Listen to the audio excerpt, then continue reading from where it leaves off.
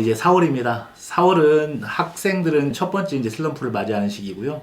학부모님들은 이제 첫 번째 슬럼프를 맞이하는 학생들을 바라보는 시기입니다. 그래서 학생들 스스로 불안하기도 하고 그 불안한 학생들을 바라보는 부모님들은 더 불안감이 증폭되는 시기입니다.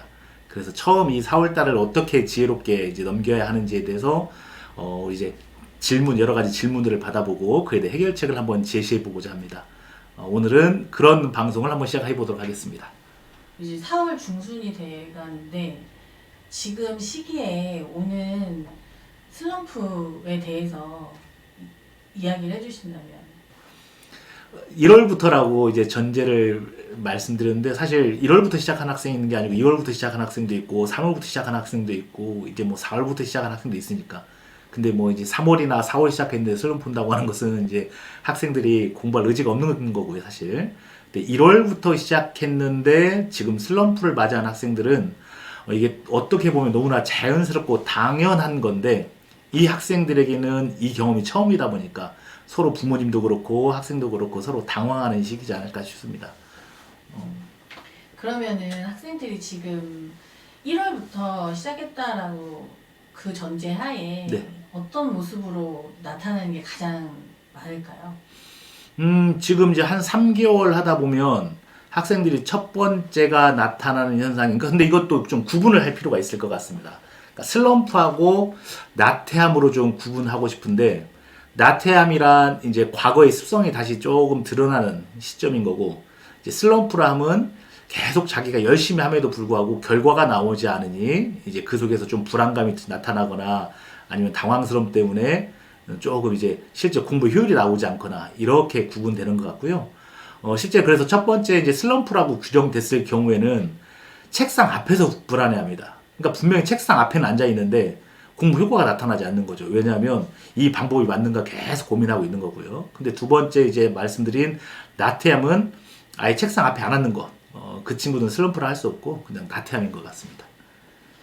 학생들이 지금 4월쯤 되면 개념을 한 번쯤은 다 완독을 했다고 생각을 하는데 그러면 그것에 따라서 이거보다 더 어려운 걸 하고 싶은데 개념에 머물러 있어야 한다고 생각을 하시나요?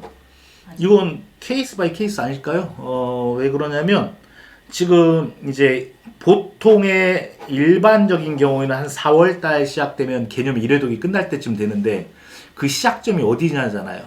노베가 지금 1월 달 노베인데 지금 개념이 끝난다는 건 사실 말도 안 되는 이야기고 최상위권에는 이제 개념이 다 끝나고 이제 다른 거로 넘어갈 때고 근데 이제 학생들은 자기 기준에서 살펴봐야 하는데 나는 지금 이렇게 하고 있는데 다른 친구들은 다른 걸 하고 있으니 내가 너무 늦은 거 아닌가라는 불안감이 나타나는 시기여서 좋은 질문인 것 같긴 합니다. 이건 케이스 바이 케이스 그냥 자기 상황에서 자기를 좀 돌봐야지 다른 친구들보다 내가 조금 늦은 거 가지고 조바심 낼 때는 아닌 것 같습니다.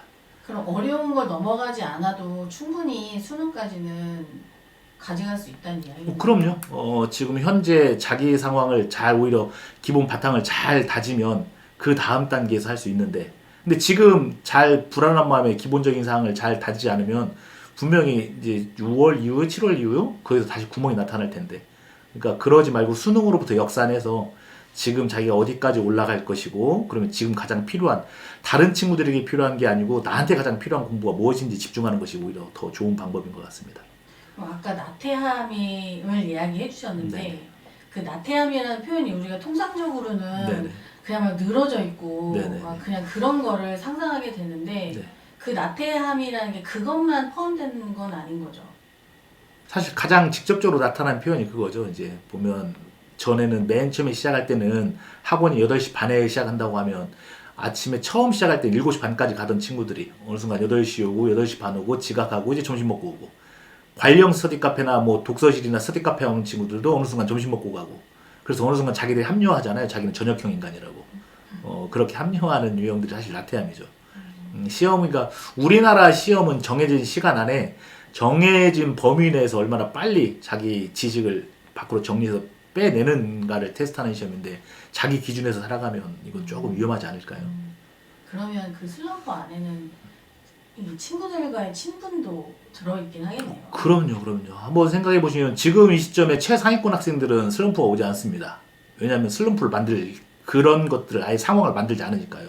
그러니까 자기 혼자 공부하는 시간이 많다 보니까 주변 친구를 만날 시간도 적고 또 주변 상황이 봄이 왔구나 벚꽃 늘을 시간도 없고 그냥 그 친구들은 아침에 와서 밤까지 계속 자기 책상 앞에서 자기와의 싸움을 하다 보니까 그렇게 다른 사람과 비교할 시간도 이렇게 부족하고 자기한테 집중을 하는데 그렇지 않은 학생들, 즉 슬럼프를 맞이한다고 하는 학생들이 어떤 학생들이냐면 슬럼프가 올 수 있는 환경을 찾아가는 친구들입니다. 벚꽃 피었으니까 벚꽃도 보아야 하고 친구들이 주말 만나니까 친구들도 봐야 하고 뭐 계속 그렇게 하다 보면 주변 친구들을 만나면서도 본인 스스로는 내가 이렇게 살아도 되나라는 그 불안감이 계속 반복되다 보면 다시 옛날 습성으로 돌아가는 거죠, 그게. 그러면 지금 이렇게 흔들리는 이 상황이 이게 실패의 신호라고 보시나요? 실패의 신호는 아닌 것 같습니다. 실패의 신호라고 딱 바로 정의하기보다는 이게 위험의 순간이라고 자각하는 친구는 사실 그렇게 실패할 가능성이 좀 줄어듭니다. 근데 이게 위험의 신호인지도 모르는 친구들이 사실 실패할 가능성이 높은 거고 지금 이 증상이 위험하다라고 느끼면 왜 이게 위험한지 사실 학생들 다 알고 있습니다. 근데 다만 자기 자신이 좀 제가 보기에는 이제 오랜 경험으로 보면 자기 방어 기제가 잘못 발동되는 거죠. 그러니까 이게 자꾸 부모님들에게나 아니면 다른 선생님들에게 감정적으로 이렇게 자꾸 표현되는 경우가 많고요. 근데 이제 이게 위험 신호다라고 객관적으로 냉정하게 자각하면 오히려 또 다른 좋은 기회이지 않을까요? 그러면 학생들이 이걸 알아차렸을 때 네. 지금 뭐 원장님 이야기를 듣거나 아니면 네. 다른 계기로 알아차렸을 때 네.